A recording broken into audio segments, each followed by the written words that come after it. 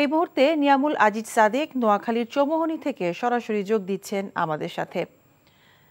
সাদেক, নোয়াখালীর বিভিন্ন এলাকায় পানি বৃদ্ধির অবস্থা এবং সার্বিক পরিস্থিতি সম্পর্কে আপনি আমাদেরকে জানাবেন।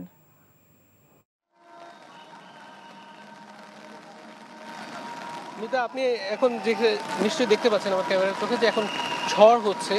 আবহাওয়ার পূর্বাভাস অনুযায়ী এই জেলা কিন্তু সেই ঝড়ের আওতা মুক্ত নয়। এ কারণে কিছুক্ষণ আগে আমরা দেখেছি ঝড় হয়েছে এবং প্রচণ্ড পরিমাণ বৃষ্টি হচ্ছে, যার কারণে পিছনে আপনি দেখতে পাচ্ছেন যে একটি আশ্রয় কেন্দ্রের সামনে দাঁড়িয়ে আছে এবং এখানে যে মানুষগুলো এখানে রয়েছেন তাদের পানির উচ্চতা কিন্তু বেড়ে যাচ্ছে।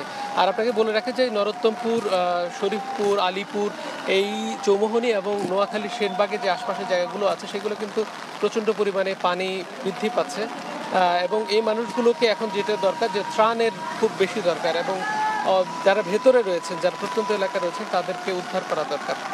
এর বাইরে ফেনীর অবস্থাও কিন্তু শোচনীয় এবং ফেনীতেও কিন্তু একই ধরনের অবস্থা।